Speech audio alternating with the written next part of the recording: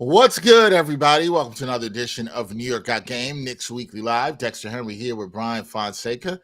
We are back, not falling asleep after a long night where we had to watch the Knicks get their first road win against the Mavericks, 113-111 down in Dallas.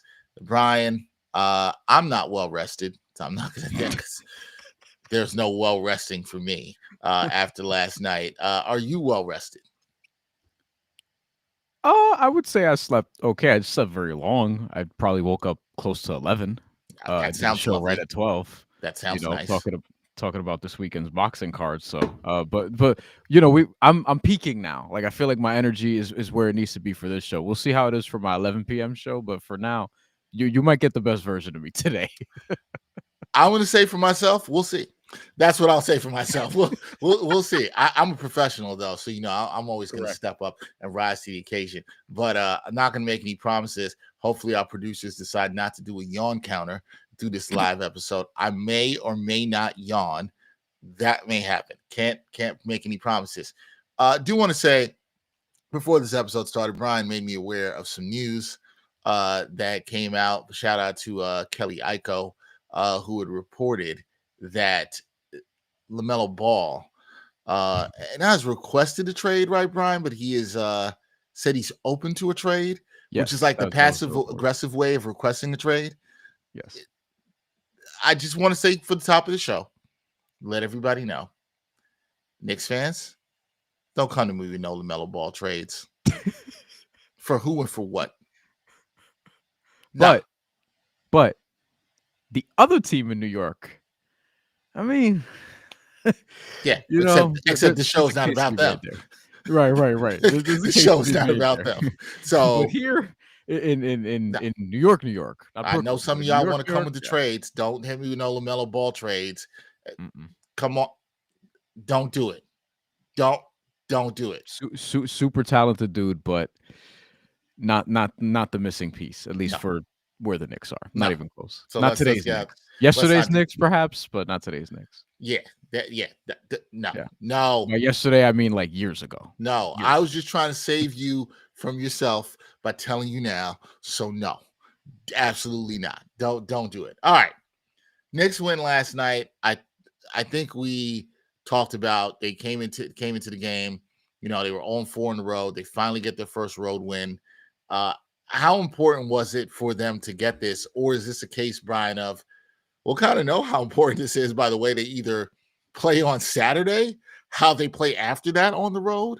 Is it just important to get the first one out the way? I don't feel like there was pressure on them, but had they lost yesterday, I think there would have been pressure. I would definitely have said that. Yeah, and the way that they played wasn't great, as we talked about. But a win's a win, and it's just important to stack wins at this time of the year. Get the win column up. You are still obviously in the mix in the Eastern Conference, and you're going to be all year. This is a team that we stressed last night and we'll reiterate today. It needs to play to their talent level, and their talent level suggests maybe the best team in the East, or at least second best.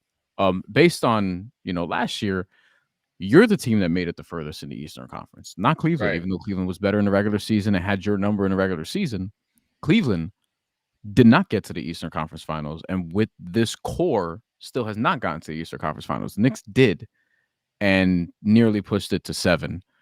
Given how the series went, we don't know what Indiana would have been against the Oklahoma City Thunder had Tyrese Halliburton got hurt, but maybe you lost to a team that could have been the defending champions. Regardless, Indiana's nowhere near there, so they've dropped off. Boston's dropped off. They have a big injury situation. They're not expected to be there. You have other teams coming, like the Pistons, who are playing really good basketball right now. Strength of schedule's not quite there, but they're doing the thing, Dex, that I think you want to see the Knicks do more often, which is they're not playing with their food. They're taking care of business. They're closing strong. The Knicks, we got some numbers about their fourth quarter woes, because there are some fourth quarter woes that need to be addressed. I think they're going to get better. Like, this is not the best version of the Knicks that we're going to see all year. If that's the case, that's a problem. But they do need to play to their talent level. They're not doing that consistently enough, at least this last week or so. You've seen it with, starting with the Memphis game, especially in that second half where you let Memphis come back onto the Magic game, the Heat games here. We'll see what happens with the rest of this road trip. But you have some interesting games coming up down the stretch. And also, I wanted to mention this to you, Dex, because producer Nikolai Jackson mentioned this earlier. The Knicks, we talked about, can they go 12-2 this month? They have the 2 already. So they need to win out in order for they need to win out in order for that 12 to come through. But they already have the 2 losses, being Orlando and the one in Miami. The winning out is possible. Their hardest game likely might be Saturday if they're going to get this done.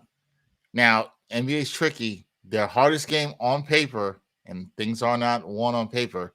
Like I said, probably Saturday. They should avoid Giannis. They will avoid Giannis playing at the Garden next Friday. Maybe he's back. We'll see. But they got to bounce back on Saturday. Saturday, have the Magic coming up. We have a guest that will be joining us, Josh Elijah of House of Magic on Fox Sports Pensacola. He'll be joining us. I hopped on with those guys yesterday to preview Knicks Magic, and now we're doing a little home and home. Josh will be rocking with us in just a few minutes. So that could be their biggest game in that stretch. I forgot about that. We had talked about that on What Are the Odds. I don't remember what we said the odds were. I think I might have been like, it was a little 50-50 around there. You were 50-50. I'm sure I was lower. I might have said 30% because it's just hard to do in the NBA. And I think I might have even said the second half of the back-to-back where they played Orlando was one of the spots they could lose, and then one of the Miami ones, because I didn't think they would be Miami both games. Those are 2. So yeah, the 12 wins. It looks tough, but hey, that the dream for 12 in the month could be over as soon as Saturday, or it could be kept alive. That's it. We'll see. They got to win out.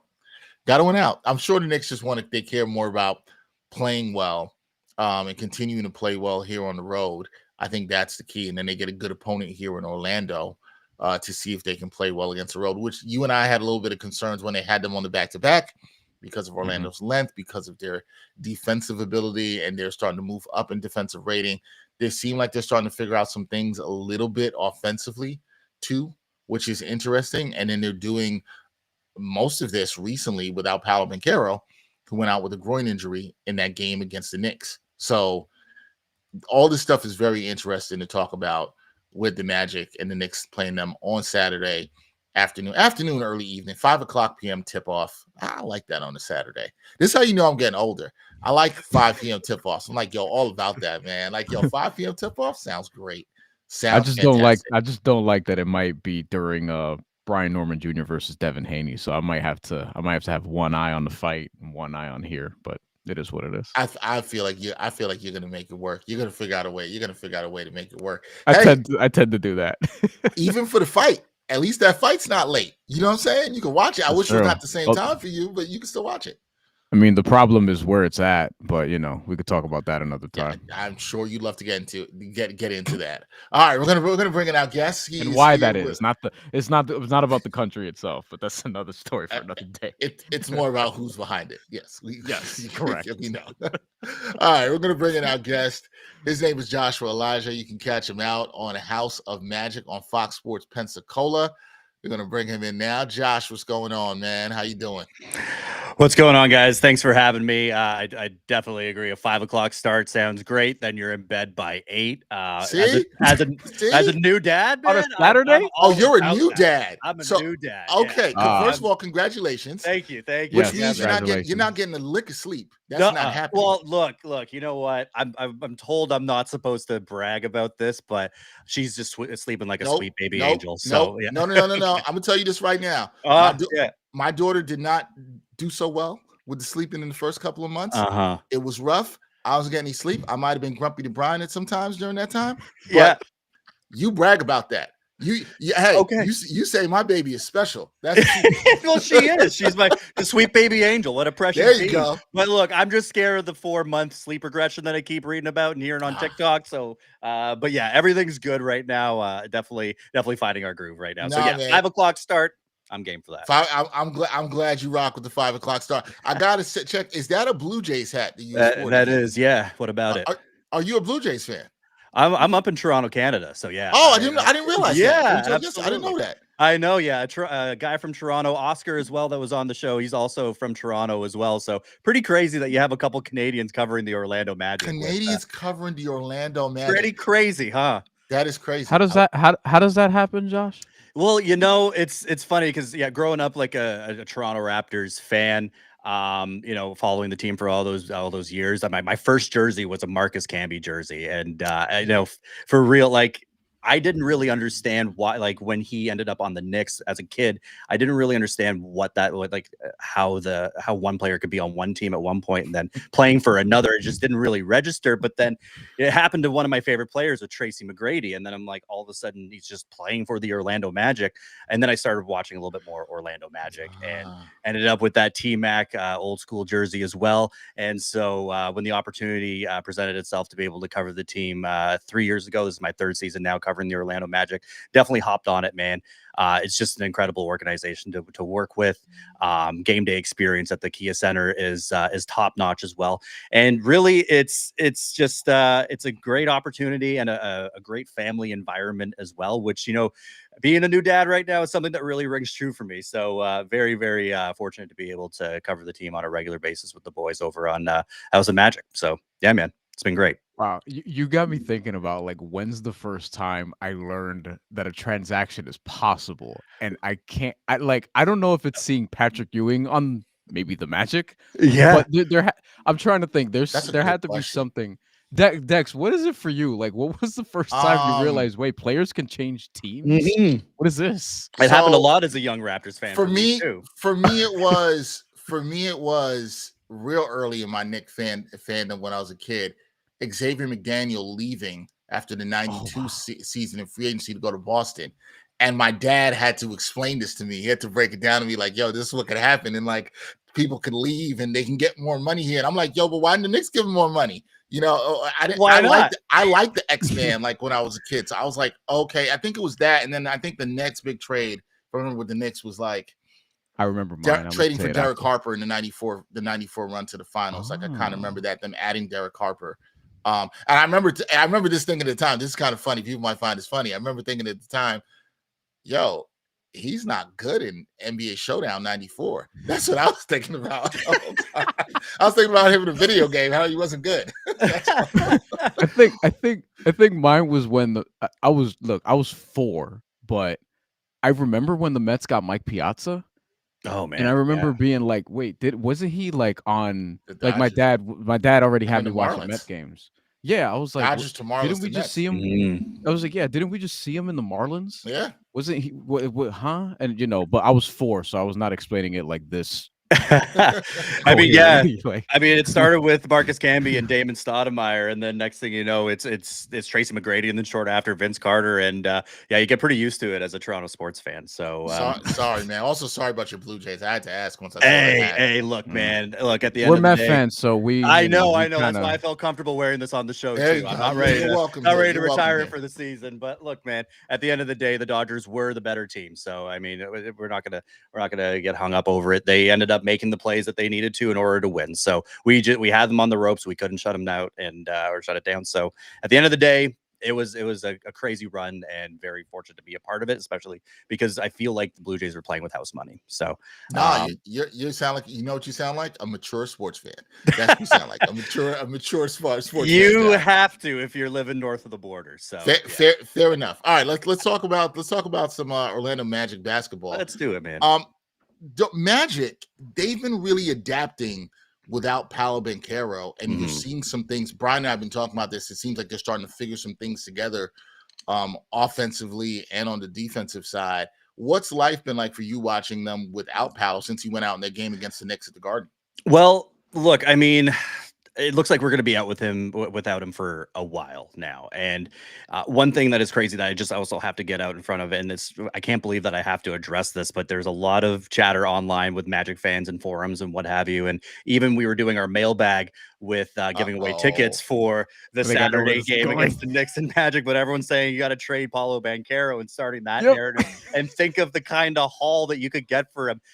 Enough. We can't be giving this any more attention than it has already gotten. I couldn't believe all the entries I was getting yesterday. We were reading this out on air, and like, look, he's not going anywhere with his max rookie extension. So It's just something that we need to just eliminate all at once. But this is not something that we're used to this. This is something that we had to deal with last year. Last year, you look at, Paolo Banchero going down with the oblique injury, missing 34 games. And then that really, set the tone for Franz Wagner playing at an all-star level. Then he goes down with that oblique injury as well and missing 20 games. And then you have Jalen Suggs step up and start playing out of his mind. Then he goes down with that injury. So definitely, to finish the season last year, 41-41, with all of those injuries that we had. I mean, that was a pretty decent season to finish 7th in the East. So what that kind of shows us and what we're seeing now is just the kind of depth that this team has. I mean, you see Anthony Black stepping into this more expanded role with the team as well.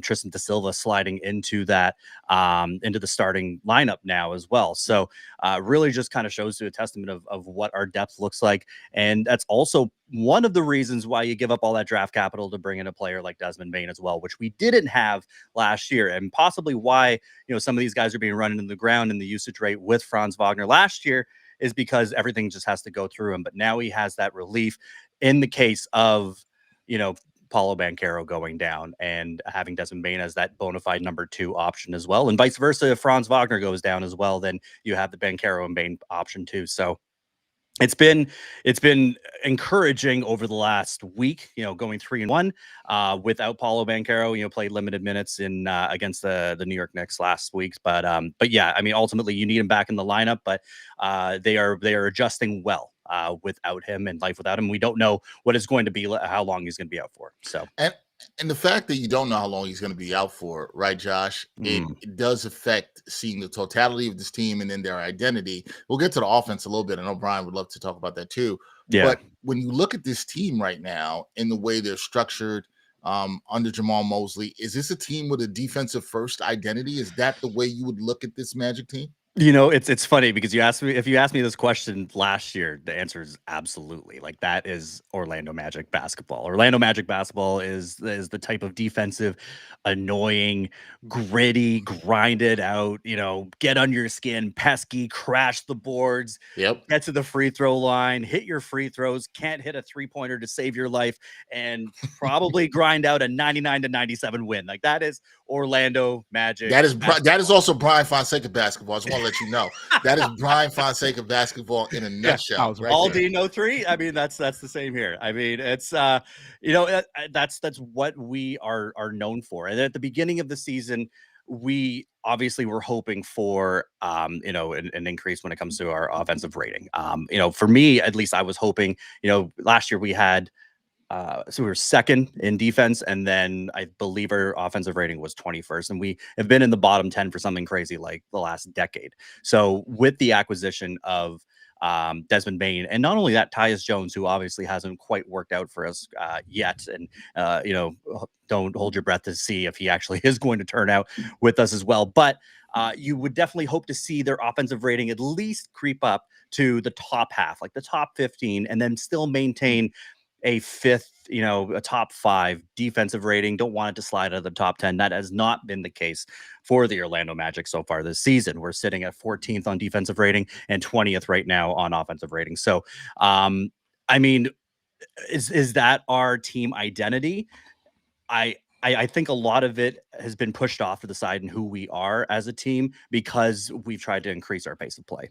And at the beginning of the season, it was all about increased possessions. I feel like every team is trying to do that right now, have as many possessions as possible. And the Orlando Magic were still trying to find their footing and turning the ball over a lot more in transition on those fast breaks as well, and then being caught out of position on transition as well, which leads to more fast break points against them. So it's funny enough because now their pace of play is actually dropped down a lot. They're down to 22nd when it comes to pace. So I feel like they've actually been able to prioritize defense a bit more and just let the offense come a little bit more organically with them. So they're not trying to rush the ball as much. I feel that things are falling a little bit more into place. But again, we're just gonna have to see how this works when Paolo Banchero comes back as well. Yeah, it does feel like the first week or so they were playing out of character, and it's like, okay, we want to speed this up, we want to play fast, kind of like what the Heat are doing and did in the first game of the season against the Magic. And then they realized along the way, hey, actually, this is not our game. We need to be a top 2 defense again. Yeah. We need to do all these different things. I mean, yeah, like, absolutely. And I want to throw out there this. So the Paulo Franz thing, if it's me, I'm trying to make it work. However, it does feel like at times things can be clean when one is off and one is on when they're staggered. Right. Do you think, Josh, that this is more of a they can't work together, or this is and this is what I think it's the latter. They need an actual point guard to better set up the offense and distribute between the two and actually organize the offense better around the two. And they don't really have a point guard right now. And I know traditional point guards are frowned upon, but as you can see with some of the better teams like Indiana last year, you still need them in a lot of different capacities. I mean, we talked about this on the show yesterday as well. I mean, Jalen Suggs might not be that answer. He's amazing defensively as well and can give you some offensive firepower when when used correctly. But I definitely think they do need a proper floor general. They just need some organization on that as well. And we've seen Desmond Bane do that in the past too, a little bit with Memphis when he's had to. He's played anywhere between the point guard, small forward, power forward, and shooting guard positions as well, multi-positional. But I don't think that's been the case. And look, Orlando just hasn't had that stability at point guard for as long as I've been covering them over the last 3 seasons. Karl-Anthony wasn't that answer for them in the starting lineup or off the bench either. So I definitely agree when it comes to that. And there's just been some really low points in this season where, it's just been sloppy. I mean, you look at our loss to the Philadelphia 76ers and Detroit Pistons. I mean, we had our doors beaten off of us. Like it was just, it was outclassed, completely outclassed when it came to those 2 games. But what really turned the tides really turned, unfortunately, when we faced the New York Knicks, and that's when we actually got back to playing Orlando Magic basketball, where we were pesky and out rebounded you guys too, which is very hard to do against one of the top rebounding teams in the league. So I definitely think that, and just giving them enough time to really gel as a unit as well. I thought the win against the Portland Trailblazers, where Desmond Bane hit that game-winning 3-pointer as well, just really blew the lid off any sort of funk that might have been going on in the locker room as well. So you started to see the team sort of gel within that small sample size. The win against Boston for the NBA Cup as well. Unfortunately, they dropped the next game on the Sunday when they faced them at the first game of the back-to-back between Boston and Portland. But you start to see some of these pieces fall into place, and you have to practice a little bit of patience with these Orlando Magic fans, because they practiced so much patience over the last decade. They've been the most patient fans out there, but then now, after a rocky start with this season, it seems like the sky's falling for Orlando Magic fans. Just, you got to practice a little bit more patience. This start to the season was bound to happen. I mean, there was going to be some sort of hiccups, and they still don't have that true point guard off the bench either. Tyus Jones is not the answer. It has not been working. And so that also just kind of opens up to any sort of questions as well, like who is going to step up as a point guard off the bench. And you talk about our depth, and you look at someone like Anthony Black, who I think has been fantastic, and he's been creating for himself. He's been slashing a lot, getting to the rim. I mean, that game against Houston, where he comes up with a steal at the end of the game, fast break, and then throws down that monster jam, gets fouled, goes to the line, misses that free throw. Those are the types of things that you need to reel in. But when you think about that and his type of play and improved footwork and how he's been getting to the basket, does that scream point guard to you?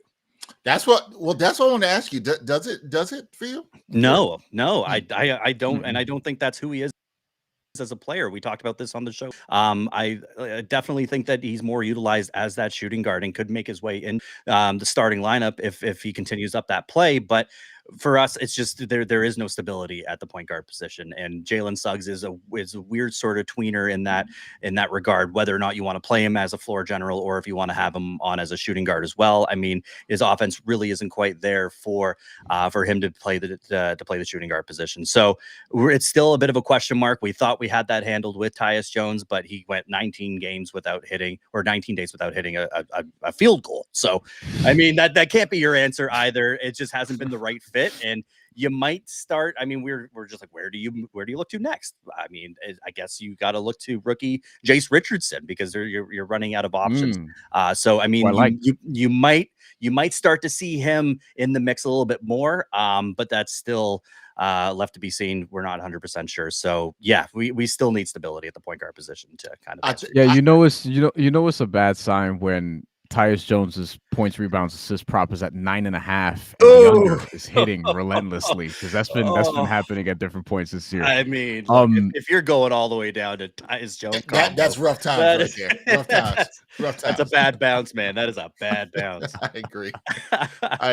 I love that you talked, Josh, about the growth of Anthony Black and where you see him and you think he could get into the starting lineup eventually, and you think he's more suited for the shooting guard role. And it will be interesting to see what the Magic do to try to figure out things at point guard. But you also talked a little bit before about Desmond Bane. And when you look at Bane, do you feel like he's the sort of the key guy that can change Orlando's offensive profile right now around 20th? Is it what's the key to you guys getting into where you said that top half, or at least an average offense, where I feel like if you get to 15, the fans might throw a parade down there in Orlando if that happens. What's that happen? Is it Bane? Is it something else? I mean, can he change the offensive profile of the Orlando Magic? I sure as hell hope so. I mean, that's what we gave up all that first round picks, huh? Yeah, and I mean, look, there's for sure going to be an adjustment period. I mean, his 3-point percentage is down. It's down from 39% last year to 31.5% this year. His assists are down, and his usage is down. Now he's being called upon more. Now we're seeing Bane type numbers now with Paulo being gone. I mean, 22, 6, and 8, 3 for 6 from 3.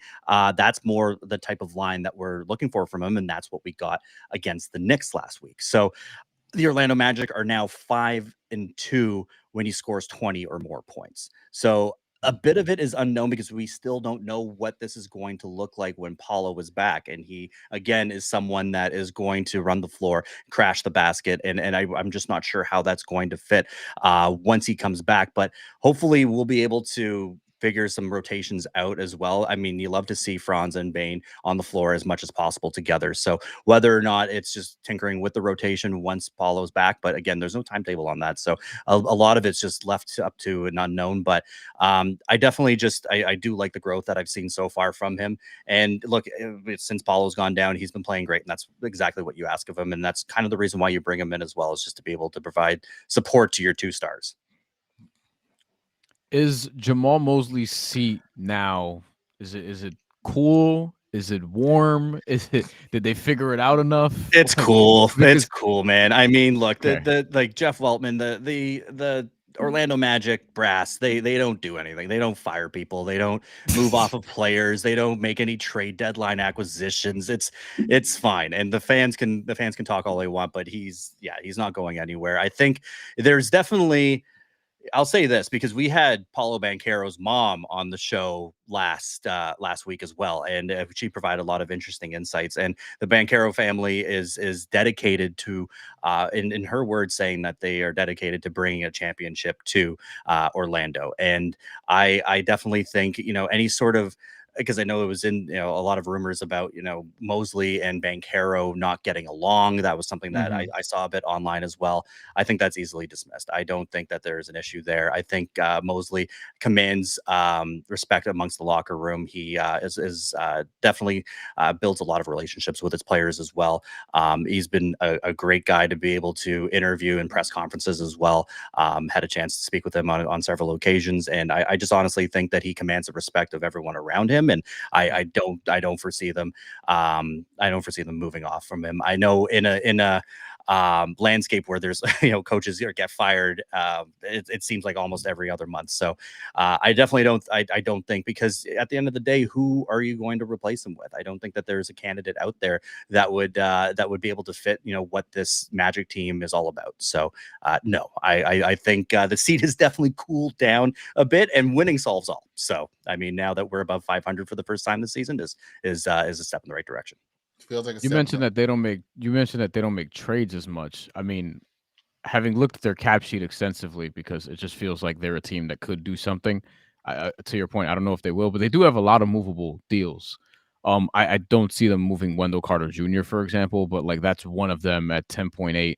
Jonathan Isaac is probably the big one long term at 15 million, but it's a long term deal that I don't know. I don't know how much interest that's going to have.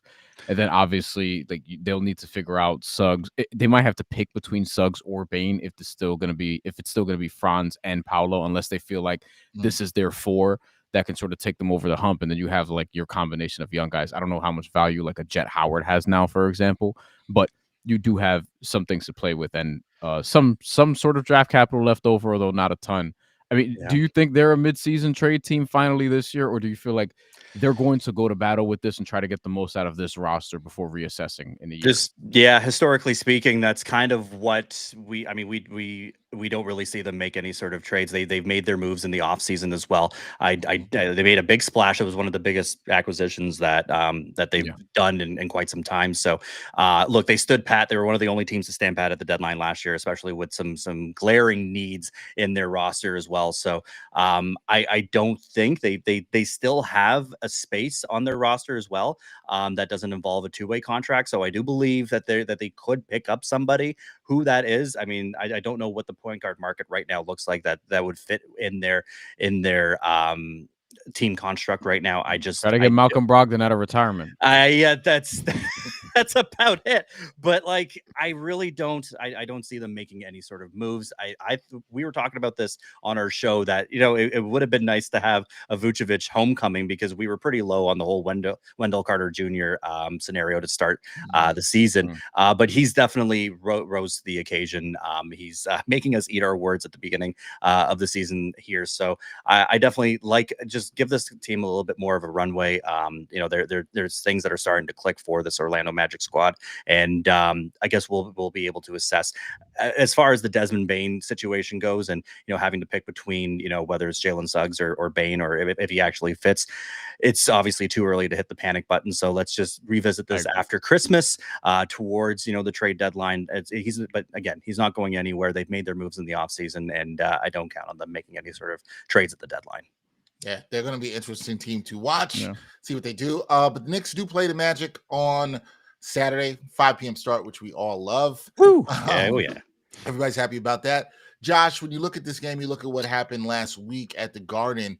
What do you think are the keys to this game on both sides? What are your keys for Knicks Magic on Saturday?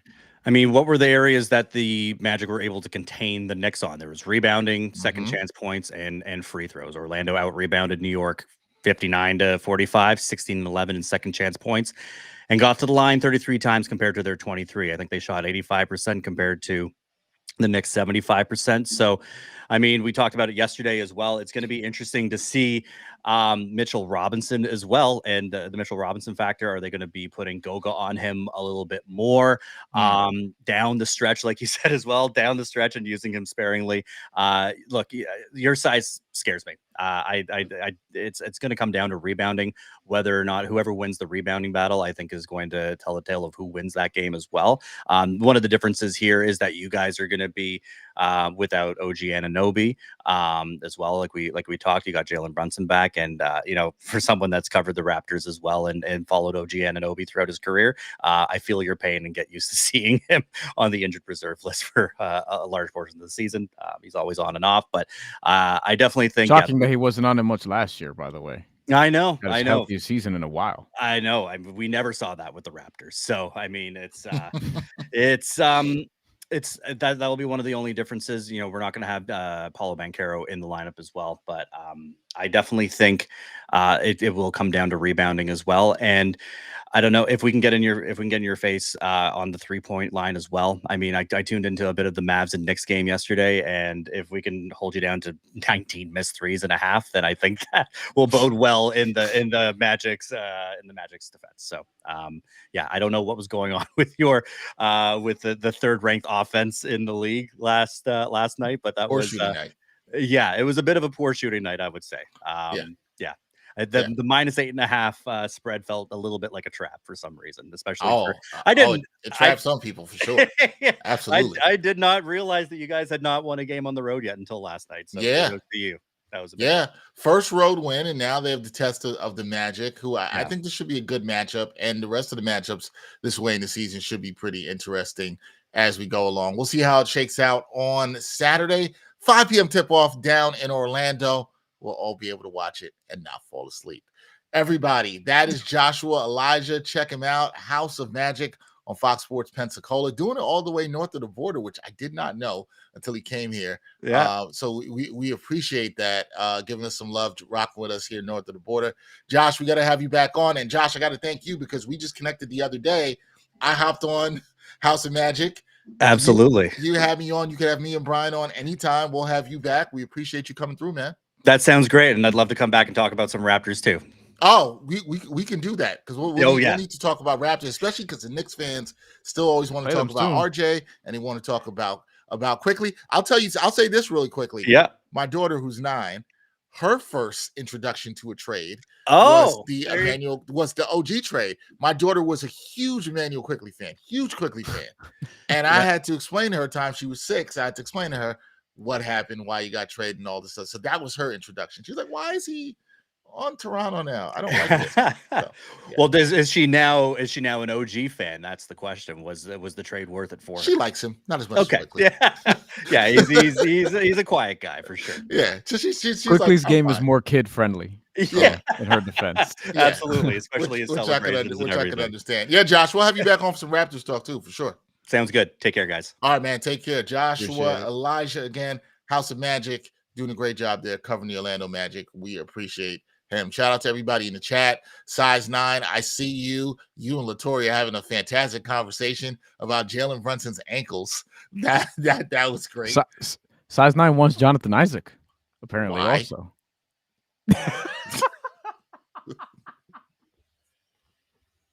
Like, I don't want to poo-poo that. I understand where you're kind of coming from because the Knicks could use some wing depth.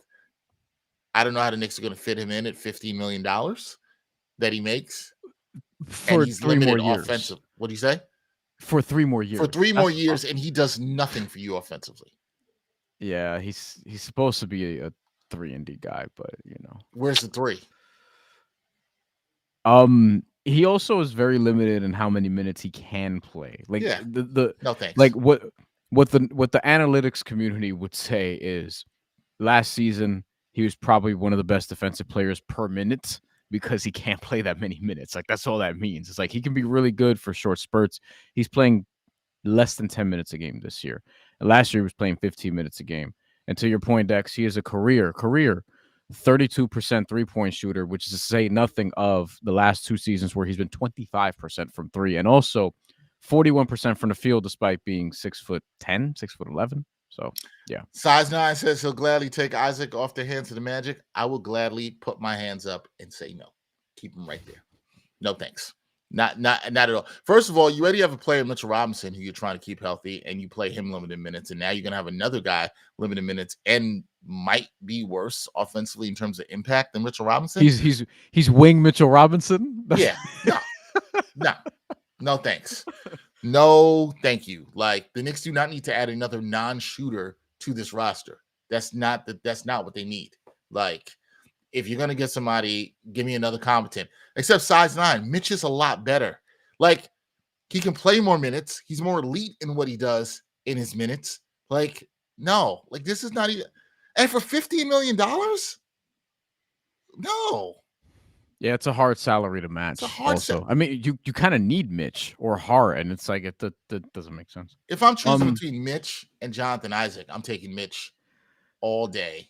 The way it's looking, like Isaac would have to be a salary dump because he's playing so little. So yeah, I mean, we spent too much time on this. Jamal Mosley's defensive coach is playing him so little. That says all you need to know. If this were 15 years ago, like we'd be talking about amnestying Jonathan Isaac. Bring back the amnesty, man. Facts. Honestly, bring back the amnesty. The amnesty should still be here. Amnesty. Oh my god. I think this is what I think about. I think the amnesty should exist. You should get one for your team every 7 years. 7 feels like a fair number. You're gonna use one every 7. 5. Nah, 5's too much. Nah, because no. Sometimes you have to make a mistake and you got to eat it. You can't just be giving people free get out of jail cards all the time. No, 5 is too often. Okay, that's fair. 7. I was gonna say 10, and I said 7. 7's good. One every 7 years. You make a mistake. wasn't the rule before that everyone needed to use theirs before you can get yours back, or something like that? No, I don't think so. I don't know. I mean, I It could was be a wrong while there. ago. I'm forgetting what the rule was. Look, I was a teenager when the amnesty Bring was a back the thing. amnesty. Maybe younger than that. Sometimes I don't know. the Magic. I guarantee you, if there was an amnesty clause, the Magic would amnesty Jonathan Isaac right now. Guaranteed. Who would the Knicks amnesty? Probably nobody yet. Nobody yet. There's nobody. They don't have a bad contract that's worth amnesty. Not yet. I would say this. We'll see how people feel about. We'll see how people feel about some guys later. The answer will be provided in April. Yeah, May, or I know June. what you're thinking about going. The problem is that person doesn't make enough to be worth amnestying them. Wait, who am I thinking of? Oh, I thought you were thinking about. I actually know who you're thinking about now. I thought you were thinking about Yabusele, but you might be thinking about Cat. No, I was thinking about anyone specifically. But I think the people who will draw the strongest reactions will be Cat and Mikhail. So it will be April, May, June. Like one of those, unless they win a title, and maybe even if they do, I would people are going to be pissed at one or both of those guys. Cat before I amnesty Mikhail. I'm not saying I would amnesty Cat, but I wouldn't do it. I wouldn't do it. Yeah. I don't just make some jumpers, Cat. That's it. Just make some jump shots. Yeah, make some jump shots and stop. I would say stop fouling in the fourth quarter, but I mean, you know part of the how package. You do know how refreshing it has to be if you're a Knicks fan that you can actually talk about a roster and look at it and be like, yo, there's actually not really like a terrible contract on there. There might be a contract you think is like, this person might be a little bit, we might be overpaying him a little bit like a Cat because he's really good as a one-way player, but it's not a terrible contract. It's not killing you from like getting to where you want to go. It's crazy. Especially as somebody who grew up with all the contracts, yes. Witnessing all the the reason why I didn't care about the team growing up because as you mentioned, because you had to see Curry, Jerome James, Jared Jeffries, Eddie Curry, Jerome James, Jared Jeffries. I think Allen Houston gets a bad rap and he got hurt a lot, but his contract didn't age well. Also, so on and so. Even Marbury's contract was problematic by the end. Yeah, you know what I mean. And not to go on a tangent here, and we'll get to real or not. Allen Houston, I don't look at guys who get hurt. It sucks for the team what it does for the team, but it's not their fault. It's not like he was a bum. You know what I mean? It's not like he was like that. And I'm not into calling professional athletes who work their asses off bums.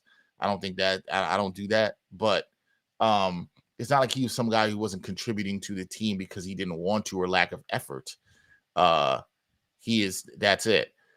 Besides 9 cents of Cat or OG gets hurt, they're both horrible contracts. If anybody who makes over $30 million gets hurt, it's a horrible contract. Like, it feels like if Nikola Jokic gets hurt for the next 2 years, it'll hurt the Denver Nuggets.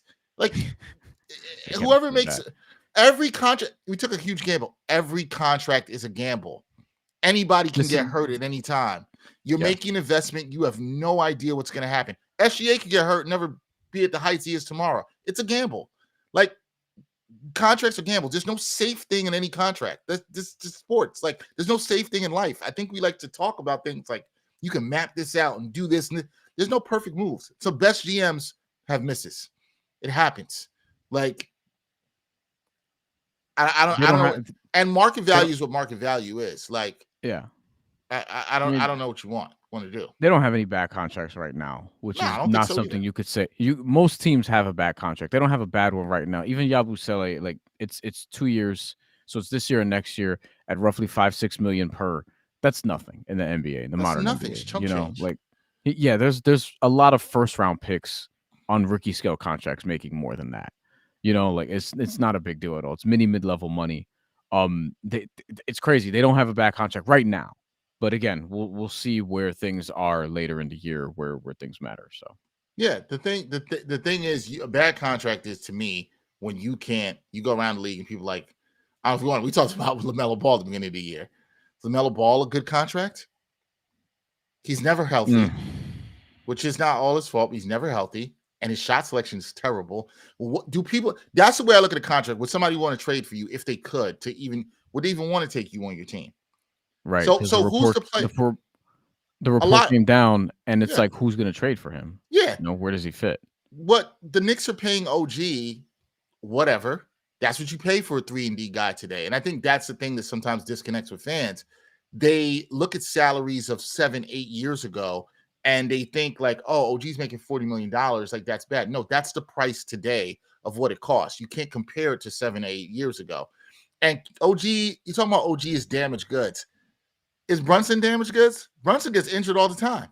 Now, he bounces back and plays. Brunson always gets hurt. I pencil Brunson in for like, he's going to miss 15 games a year. He'll play through some tough stuff. We respect that. But we've had concerns. We were saying before, what happens if Brunson gets hurt? And what are they doing a backup point guard? What happens if Mitch goes down? Man, everybody's an injury away. Look how things are going in the NBA right now with the pace, the amount of games.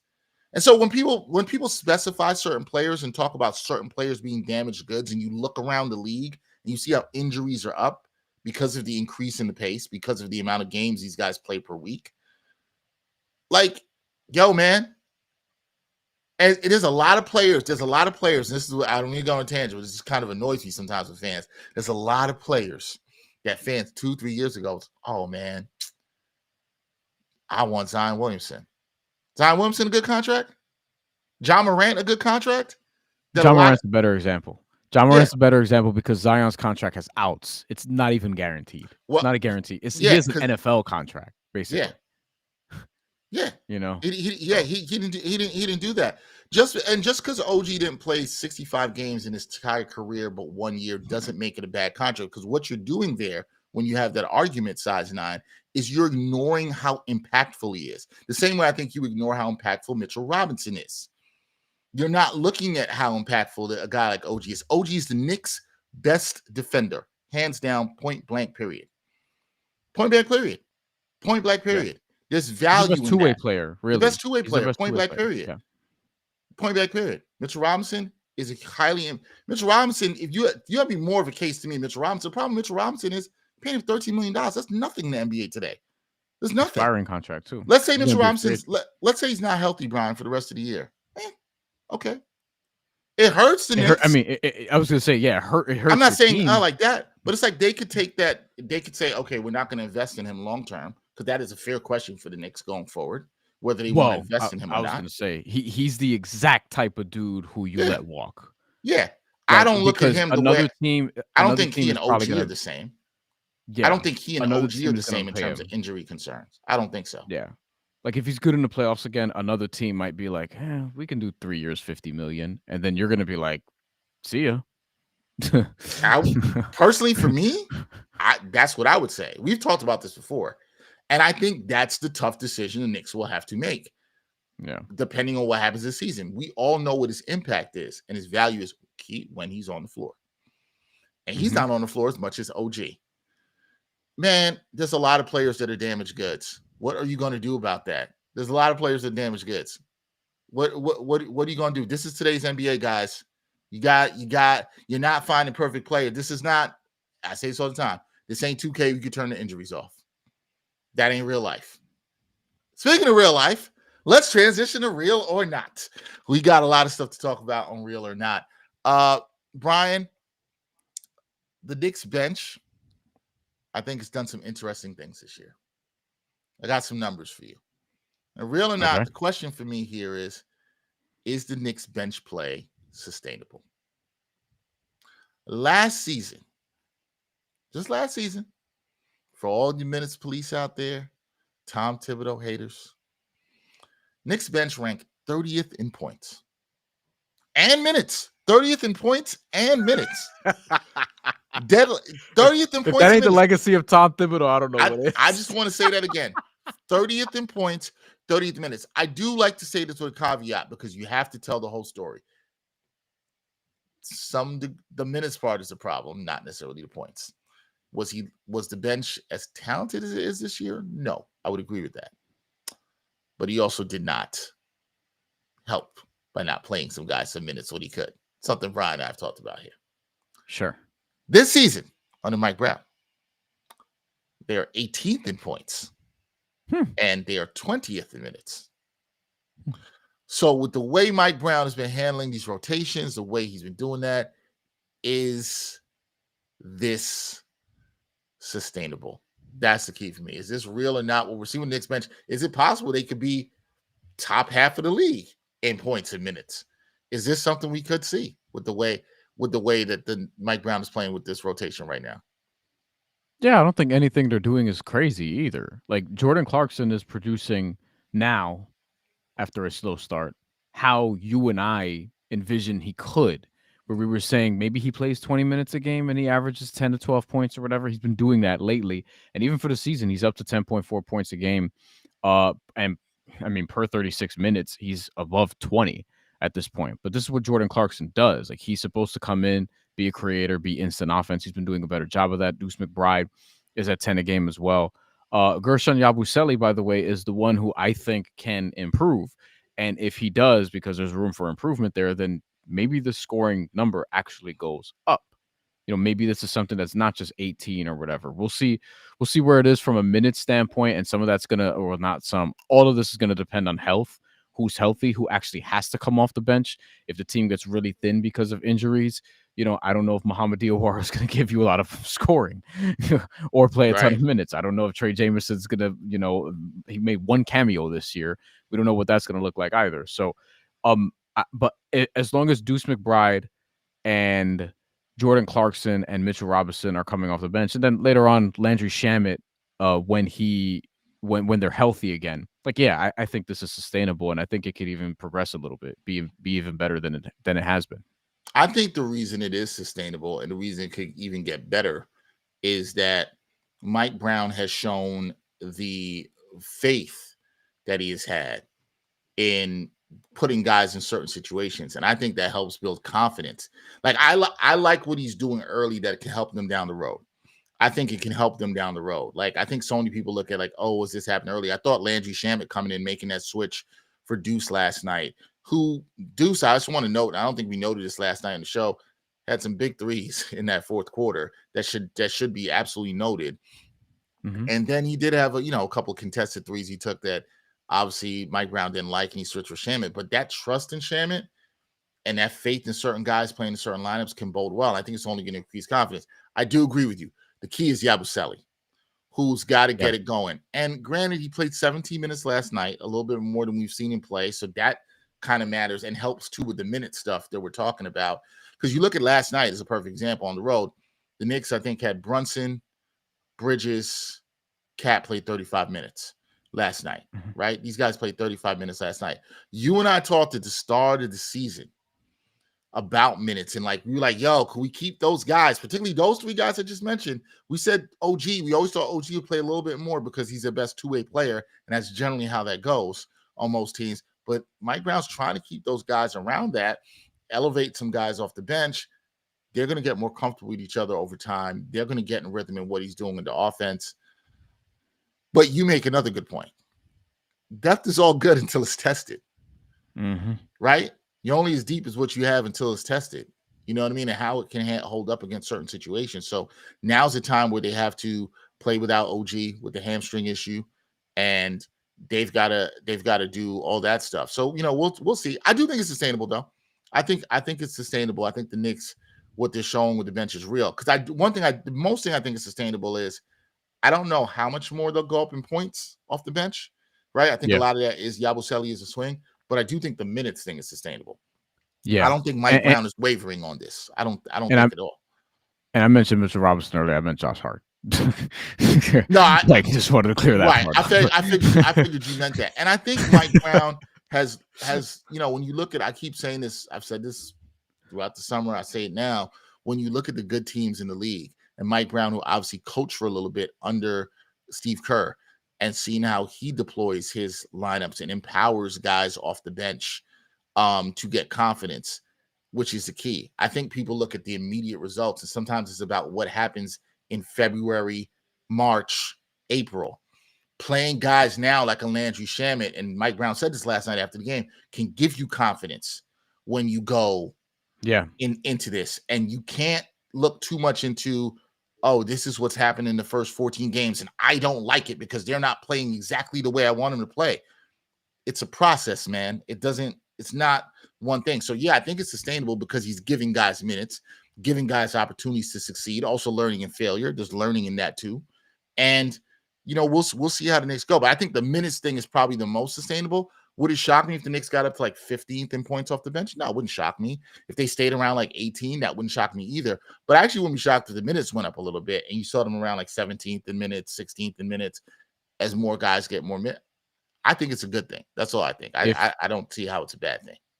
If you don't play with your food, then the minutes will go. That also helps too. So.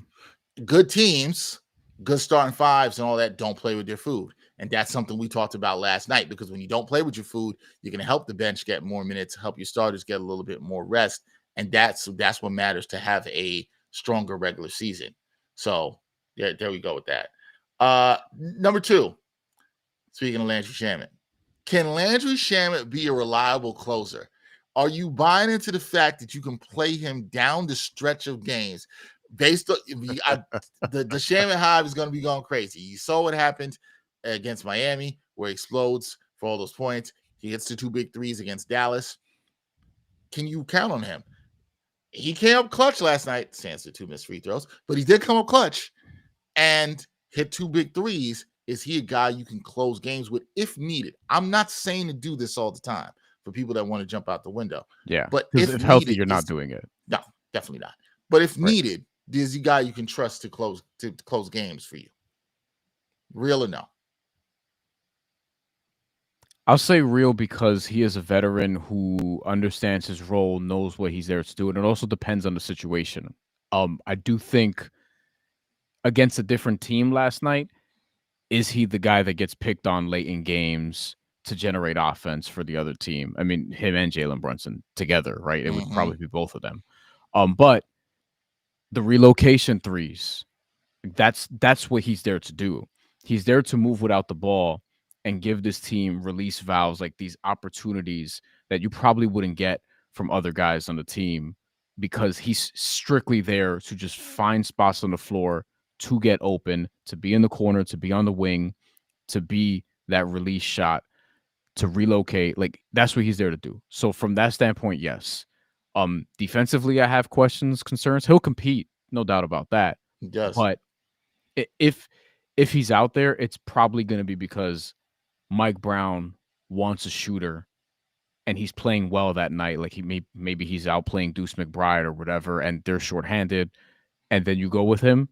If you need that shot, that relocation 3, just as he did last night, yes. I agree. I don't have a really reason to disagree.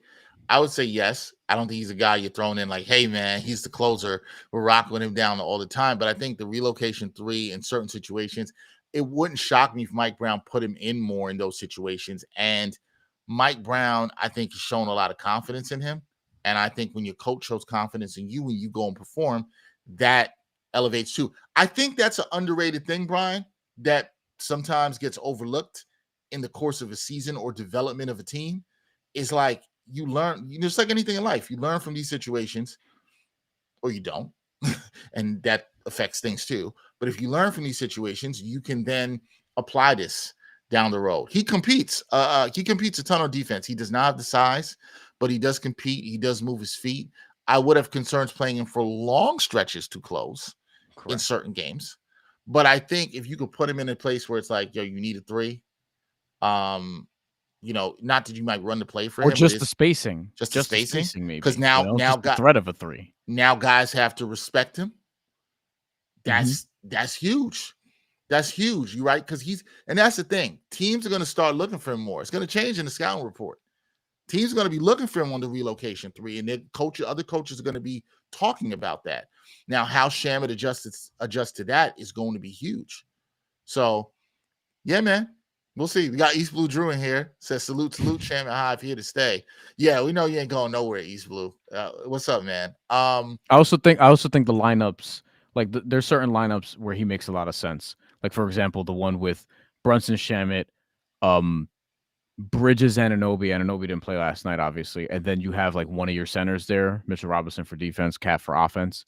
That makes sense. Or you might have to sit one of the wings if they're healthy. Or like now, if OG's hurt, you would just go with Bridges, Cat, and maybe Towns, maybe it's Deuce. Like there are a lot of lineups where Landry Shamet could play solid, complementary, veteran basketball. Like that's what all he's there to do. And you don't want to have to play him for 34, 32 minutes. That's not what he's there to do. But there's going to be nights where, yeah, you're going to need that spacer, and some nights he'll have it, and maybe Deuce won't. So he needs to be out there. Yeah, I think when he's healthy and confidence in a good team, he is like this one where he knows his role. He's a really good player. He's a good player. He's not, he's not going to come in and all the time and drop 36, but he knows his role and he's not going to mess things up, like I like to say. What do you think of these two comments? So Size 9 says Shamet is basically Grimes, which is interesting. Or at least Knicks version of Grimes. Grimes is a I understand what he's saying as a shooter. Grimes is a much, much, much, much better on the ball defender. Not even close. Better defender. And then East Blue Drew says, separately from this, that the team needs a backup point guard, which, I mean, I still think that could be Clarkson.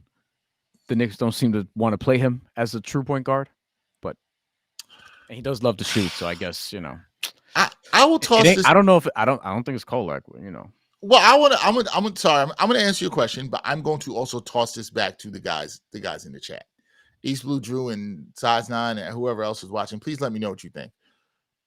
Rank for me in order what you think the most important thing that the Knicks need to do. I'm sure we'll talk about this more in the next month. I'm positive Bryan and I will talk about this. But I'd love to hear from the fans. What do you think is the most important thing the Knicks need to add to this team? Because I've heard things from different people. East Blue Drew saying the backup point guard. I had someone I was at the Knicks film school watch party against the Heat last week, and someone said, Dex, we need wing depth, right? And I was like, fair point. And I had somebody else tell me, he's like, what you are on, which is we need a big. So I feel like you got these three things. You got the point guard, you've got the wing depth, you've got the big.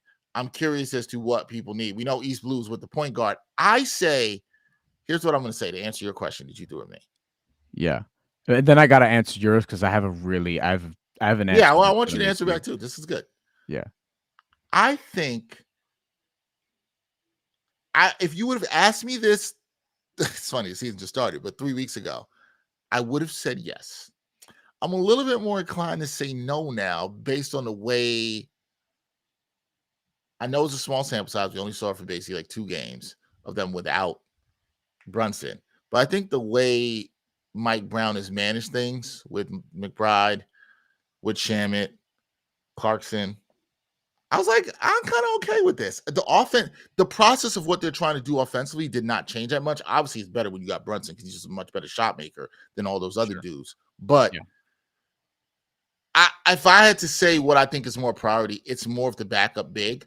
Because if I'm going to take Size 9's point about worrying about injuries and damaged goods, as Size 9 said, Robinson's health is the person I would worry about the most on this team, hands down, right? So if he goes down for some reason or is not available, what are the Knicks doing at backup center there? That scares me more than I would say backup point guard. Not saying that backup point guard isn't necessary, Bryan. Yeah.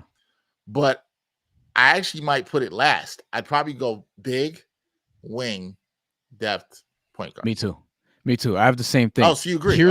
Here's the problem with your question. And it's not a problem with you asking the question because it's the right question. Yeah. But here's the problem with the question. We're talking about them needing a backup big or a backup wing or a backup point guard.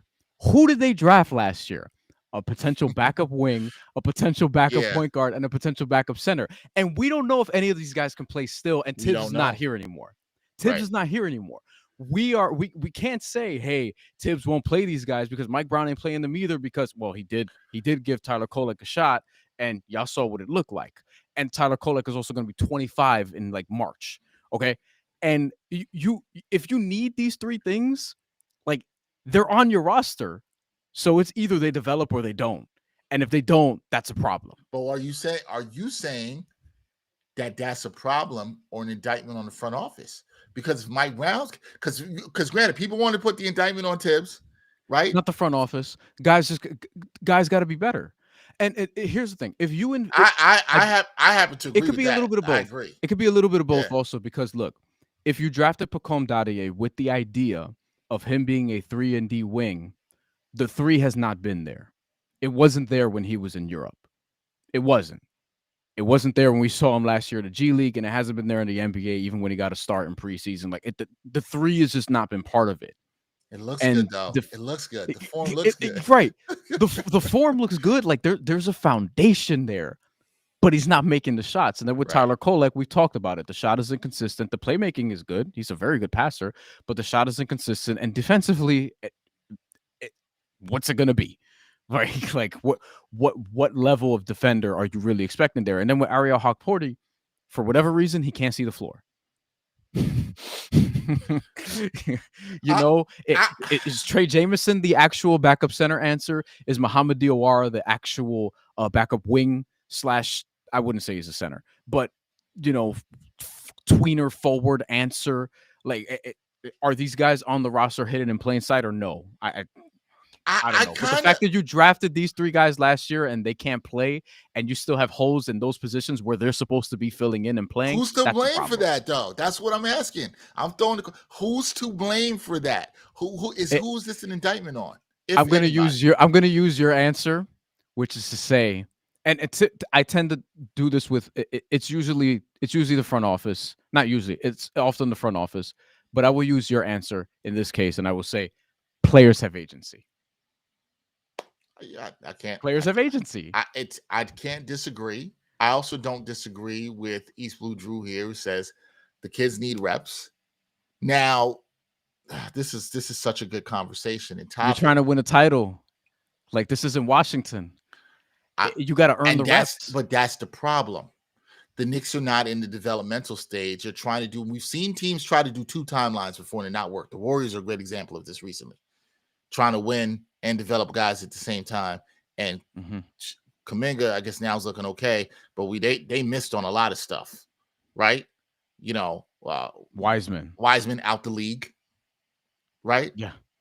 Moses Moody. They're lucky to have gotten the title that they got in 2022 because they faced a young Celtics team who didn't really know what they were doing. And honestly, probably would have lost to the Heat if the Heat won that series. And the guys they drafted were not major contributors to that because that's not where they were in the development. I think Poole was pretty good. Poole was pretty good. Poole was good. Poole was actually that's the best basketball he's ever played in his career. You're right. Yeah. But what I will say is players have agency. I say that all the time. Nobody's gonna hand you anything. I mean, anything in life. Sometimes people do get handed stuff. We know this. But players have to come and work. For whatever reason, Mike Brown, I don't know what the reason is exactly. And Mike Brown has not been asked this because I don't think a lot of media has been pressed to because it's not really that pressing until it becomes pressing. I think it will be asked. Why is Mike Brown not playing these guys? Well, I don't know. When you watch the players play, do you feel I can answer for some of them. I feel like I understand why he hasn't played Pacome Dadier or Tyler Kolek. I think me too. Ariel Hawk-Porty is the one that's a little bit more questionable to me. Yeah. But the answer, we could probably figure it out. When you watch them play, do you ever find yourself saying, they should play more? Right. Because to your point, and this is why I always say players of agency, it's one thing to have the opportunity, but the thing is, what do you do with the opportunity? That's all. That's what matters the most. You can get opportunities to play. What do you do with the opportunities? Now, Tyler Kolek and Pacome Dadier, when they have opportunities in preseason, outside of Kolek's game against the Wizards, which was really good, 20.7 assists, no turnovers in that game, they haven't done much with the opportunities. Now, is there an argument that they should have had more opportunities last year, especially when they were blowing out bum teams? Yep. Kolek, fine offensively. There are 2 sides to a game. Kolek, not good on defense. Y'all watching the games and you know basketball, you absolutely saw that. It's not one side of the ball. There are 2 sides of the basketball. And the shot's inconsistent. The problem is not what he did on offense. It is defense. And they don't trust him because he's going to get picked on and put in pick and roll action again and again. We saw this. Hawk-Porty had some defensive rotation issues, but I think his feel around the game, his passing, pretty good rebounder, very good screen setter. I think he could still get some more time to do it. My fear is Hawk-Porty is going to actually get thrown into a situation where he's going to have to play. But here's what scares me. When Mitch doesn't play, we still ain't been seeing Hawk-Porty. right? Now, maybe Mike Brown is on some, you got to earn this. And I'm fine. You got to earn things sometimes. That's cool. Right? Pacome Dadier, you hit the nail on the head, Brian. For him, it's been some defensive miscues and just not making shots.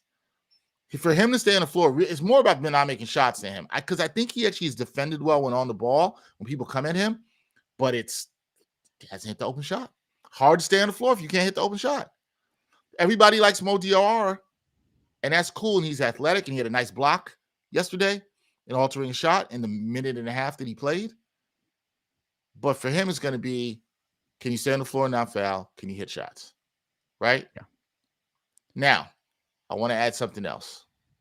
And then we have one more real or not also. We have one more. Atala the Great said, Yabu's purposely getting burned on the court to hopefully come into his better form, whatever that is. Yabu's been pretty good. What? Oh, God. Nah. Yabu hasn't we're 1 for 1 with Clarkson, but 1 for 2 when you throw in Yabu. We'll see. We we'll keep see. it real on Yabu. I think Yabu needs time, but we talked about this last night for people who missed it. We're basically look, I wanted to bring up give it till Christmas and then we'll see. Yeah, because at that point you might have to move on from him anyway. Yabu is not in shape. It's clear to see that he's been looking a little bit better to me over the last 4 or 5 games, and I think that's been reflective in the minutes. Good yet, right? He's still not been good yet. He's not been a good contributor. Like, please just look at the numbers. Like, if you just want, it's not been good. But Atala's point about Yabu is, if Yabu's doing what he's supposed to do, are we talking about any of this? Does any of this actually matter? Are we talking about any of these kids? Nope. Maybe a center, because I don't think Yabu is a center. I agree with that. And that's what you and I agree. I still think centers, I think getting another big. And to be fair, Bryan has been on this from like the middle of the summer. Bryan's been saying this for months. This is not like some new thing, right? And East Blue Drew, yes, we talked about this last night, how Yabu's plus minus was the highest last night. But if you watch the game, that plus minus can sometimes be a product of who you play with rather than what it is that you actually do, right? So it doesn't always tell the story. Sometimes it does, sometimes it doesn't. Plus minus is tricky, man.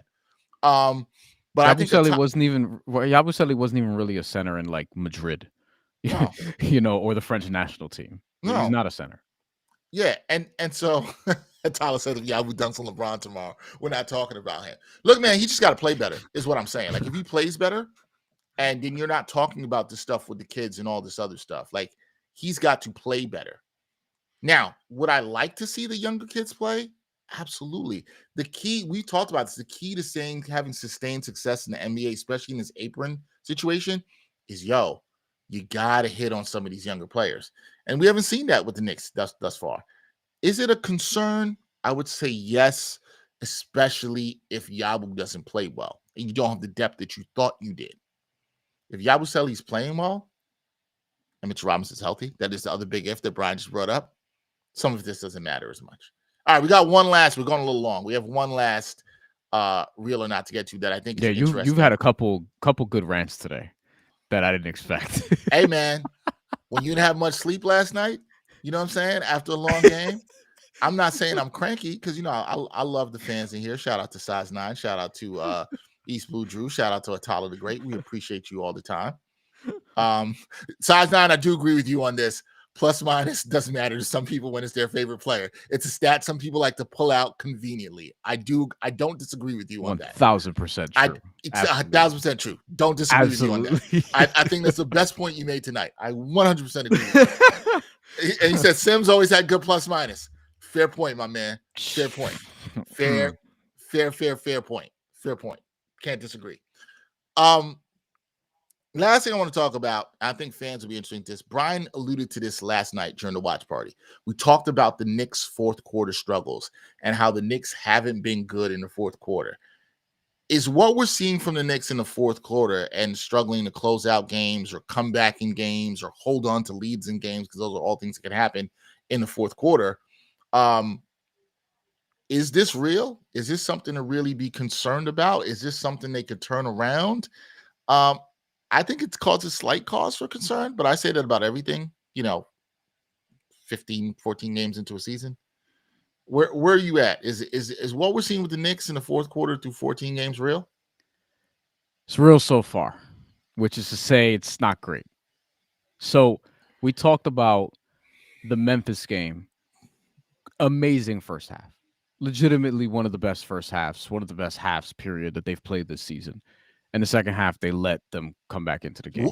Let me stop you there. Would you say the Knicks, if you say that's the Knicks, one of the best halves of the season, would you say the Knicks' best, and that was the first half, would you say the Knicks' best second half was against Minnesota? Minnesota, yep. Okay. We said it. Perfect Knicks basketball. You want to see perfect Knicks basketball? Yep. First half Memphis, second half Minnesota. Yep. That second half of Minnesota, though, is a little more of a rarity.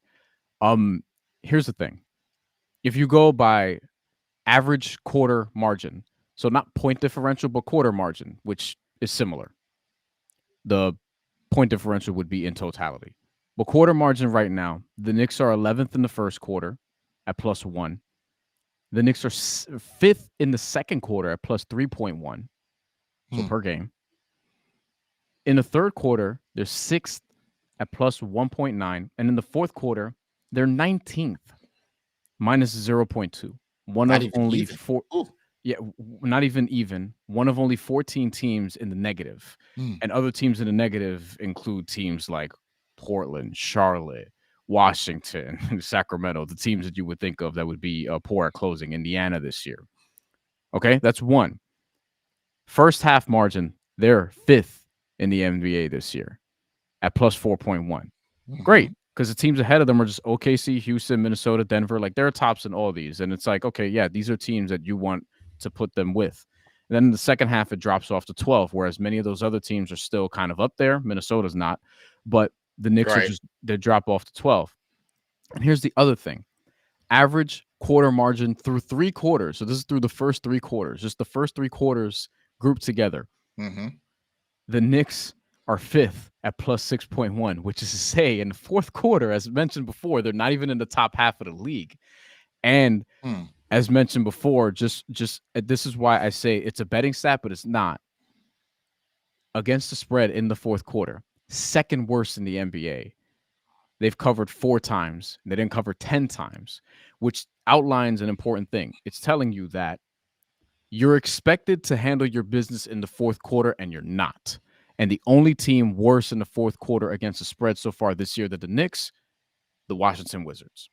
So it's real so far. Like, there's just empirical data, and we've seen it. Their fourth quarters, like, they let Memphis in the game. They struggled against Orlando.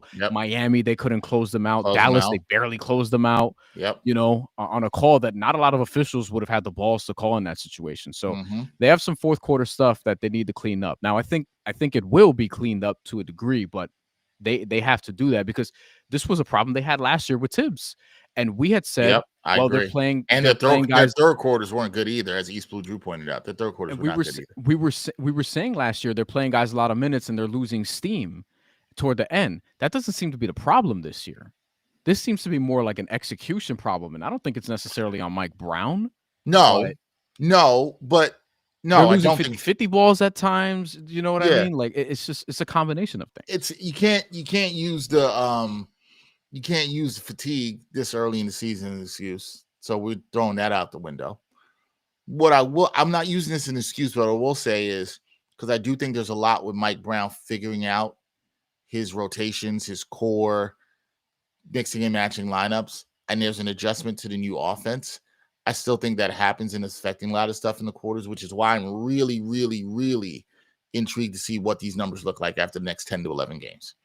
Yeah, I'm really, really, really intrigued to see. We got to revisit this in 10 to 11 games because there's still a figuring out. And I want to allow for that, right? Like, there's still a figuring out with different lineups. And I think in the next 10 to 11 games, you're going to see guys know where they're supposed to be, what they're supposed to be doing in the fourth quarter, how they're supposed to be executing, and all that stuff. So, like, if I'm talking process, I can't talk out of both sides of my mouth here and then say in one way the process matters, and I'm usually a get to the 25 game mark guy. And in another way, be like, it doesn't matter. So I think it's part of the process. You can't put it like this. You don't want to be anywhere near the Wizards in anything right now. You don't want to be anywhere near. That's what I will say. You don't want to be anywhere near the Wizards. Like, that ain't good. You don't want that at all whatsoever. So I'm going to go back to this too. It's part of the process, but it's also part of what we've talked about here before. Players having agency be. And they've got to execute better. The Knicks have the talent to do it, but it's about executing. And we could look at the first half against Memphis, and they executed at a high level on both ends of the floor. And same against Minnesota in the second half. You're right. That is the perfect Knicks basketball game. We still haven't seen the Knicks play a complete 48-minute game where we're like, yo, that was they really put it together. There's things that have been good. The thing that gives me where I don't think it's real and I have less concern about it is I keep saying this. The one thing I've seen with this team, Brunson out, Brunson not being there, other guys not being there, the process, the commitment to the process I see. And that's huge for me. Are you still trying to execute what Mike Brown does? And some of this is defense too, because your defense right now, despite none of us thinking that the defense looks good, nobody here thinks the defenses look good, right? They're middle of the pack in defense right now. According to Cleaning the Glass, they're 17th in defense right now. So they're mediocre defense, right? Wow, that dropped. That was much higher last week. It was last week. Last week they were 11-12. So it's dropped. They are playing a more aggressive style. They are gambling a little bit more. They're still adjusting to what Mike Brown wants them to do defensively, which is very different from what Tom Thibodeau wanted to do. So that's why I got to give it time. That's why I got to give him to that 25-game mark and really see. So my concern level on this is like a 3. I think good teams, if the Knicks are who they think they are, will find a way to execute better down the stretch. If they don't, they will not be that good of a team or what we think they could be. It's simple as that. They got to execute, but I do think it's an adjustment to, how they're trying to do. And the other thing is they're still trying to pick up the pace. They're still trying to play a little faster, something I would like to see the Knicks do. And by that is moving the ball a little bit more in the half court and getting shots up earlier in the shot clock. So, yeah, we'll see. Yeah. The only other cause for concern here is they haven't really played a murderer's row of opponents, and they've played a lot of their games at home. They've only played 5 road games. But they did what they were supposed to do. So they cooked right them like they're supposed to. Yeah, but you have these numbers in the fourth quarter despite all of that. It's like that's a slight concern for me. So we'll see how it goes. Like in Orlando, it's something I'm definitely going to be watching, especially because Orlando is a team who's also struggled in the fourth quarter this year, but lately, with Paolo out, coincidentally, they're figuring it out more. Like they're starting to get back, and even before Paolo got hurt, they were gradually getting back to Orlando Magic basketball. They lost their identity and tried to play faster, and then realized, you know what? No, gotta get defensive centric here, and got to figure out just a way to generate cleaner offense than just playing faster. So we'll see. They have some interesting games coming up, not just the Orlando one, but not long after. You're home against Milwaukee. We don't know if Giannis will be there. You're home against Toronto, who is looking really good right now. We both like them to go over. We both like them to make the playoffs, and they're proving us right so far. At Boston's not going to be a cakewalk. And then you have a couple cupcake games along the way, but it's going to be interesting. You got some tough ones before Christmas, but not too many. And they have time, obviously. They have plenty of time to clean a lot of this stuff up. But, the rest of the league is trying to clean up stuff too. So it's not going to be easy. The NBA is very competitive right now, and injuries are going to dictate a lot of this, unfortunately. Yeah, and there's a lot of injuries around the league right now. Everybody's dealing with something. So, you have to figure these things out. What you got to do is see, can guys take advantage of the opportunities? Can they try to get better? I think Saturday is a big game for the Knicks in my eyes. I think they got to show up well. You want to get revenge against this Magic team. This is a team that can throw length at you. That can throw a good defense at you. And so, that's it. The regular season is about learning your players, learning how to play in a variety of styles, learning how to win in a variety of ways. That's the key to the regular season. There's not one magic pill. There's not one magic formula. There's not one way you're going to win all the time. Champions don't do that. Great teams don't do that. They know how to win in a variety of ways because they've been tested and they've learned how to do that in a variety of ways. So, we'll see. But look, we're going to look for these spots in the season on the calendar because a lot of this is going to come down to how they're going to look against teams. I know Orlando is not what anybody's calling a championship contender, but they're a team that can give the Knicks some problems with their length. And so these kind of matchups and how the Knicks respond into that matters. With all that being said, the team is 9 wins. They've won 9 of their first 14 games. And if you thought they were going to hit their peak in their first 14 games, Okay, I don't know why you would think that with a new coach, but I feel like I've watched way too much basketball to know this stuff is a process. You don't panic over this stuff. You have to wait and see what the process is. And when we're having this conversation in about 3.5 weeks or so, we'll see. We'll have a lot more will be answered. The real or not's going to get tougher because there's going to be a lot more data to look at. There's going to be a lot more basketball we all will have watched. So here's the thing, and I will say this too, and Tyler the Great said this here. They needed that win last night. I agree. It's good when you can get a win when you missed, 16 free throws last night?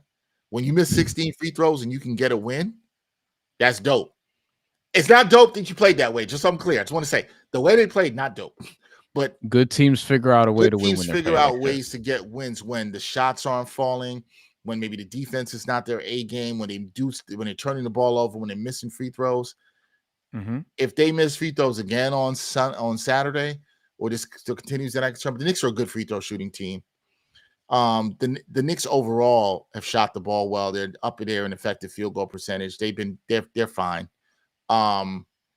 So that's by then. Size 9 says somebody else will be hurt by then. I guarantee you. You probably. It's the NBA. But that's the NBA. I mean, none of us can. I won't say I can guarantee it because none of us can guarantee it. You don't got a crystal ball. If you had a crystal ball, you'd be winning all the bets, Size 9, and you're not. But it's the NBA. Everybody gets hurt. This is not exclusive to the Knicks. Domantas Sabonis just went down today, right? With partially torn meniscus. He's going to be out maybe a month. Everybody's dealing with injuries. It's the NBA. Basketball's played at a higher pace than ever before. Guys are playing more games.